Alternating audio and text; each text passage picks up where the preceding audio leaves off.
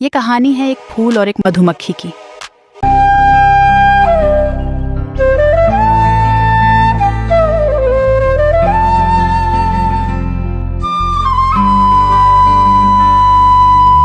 ये कहानी है एक फूल और एक मधुमक्खी की। क्या खूबसूरती ही सब कुछ है।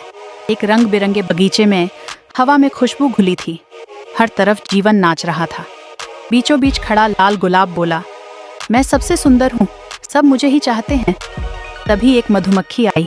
उसे पराग चाहिए था, जीवन का भोजन। वह गुलाब के पास ठहरी, फिर छोटे फूलों पर चली गई, क्योंकि वहाँ रस था।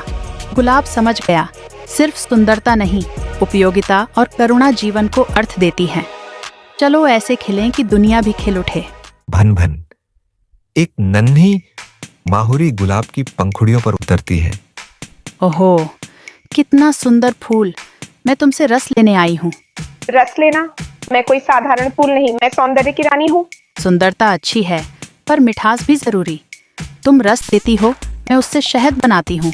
हम एक दूसरे को पूरा करते हैं। वही शहद इंसानी जीवन में मिठास लाता है।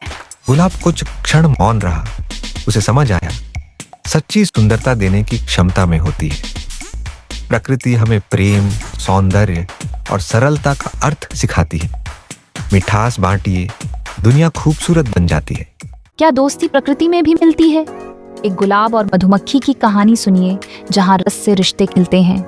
हर सुबह मधुमक्खी आती, गुलाब मुस्कुराता। वह रस चुनती और बाग रंग, रौनक और सामंजस्य से भर उठता। वक़्त बदला, ठंडी हवा चली, बादल छाए, गुलाब की पंखुड़ियां झरने लगीं। मधुमक्खी की आंखें उदासी से भर गईं। मधुमक्खी, शायद मेरा अंत करीब है, पर मेरे रस से बना शहद हमेशा जीवित रहेगा। यही मेरा योगदान है। तुम खो भी जाओ, तुम्हारी मिठास मुझ में जिंदा रहेगी। तुमने सिखाया, सच्ची सुंदरता सेवा और सहयोग में बसती है। यही दोस्ती का सार है, देना, साझा करना और यादों को मिठास में बदल देना। प्रकृति हमें प्रेम और सहयोग का रास्ता दिखाती है। गुलाब की पंखुड़ियां बर्फ में खो गईं, पर कहानी यहीं से शुरू होती है। बगीचे में नए फूल खिलने लगे और मधुमक्खियां भन भनाने लगीं। गुलाब ने मुझे सिखाया है, जो सीखा है सबके साथ बांटूं। जब हम मदद करते हैं, दुनिया मीठी हो जाती है। सूर्यास्त के समय हल्की हवा चलती है और गुलाब की महक फैलती है। लगता है गुलाब यहीं है, मुस्कुराता, कहता, सच्ची सुंदरता सहयोग और ममता में है। और यह थी फूल और मधुमक्खी की कहानी, दोस्ती, दया और अर्थ की।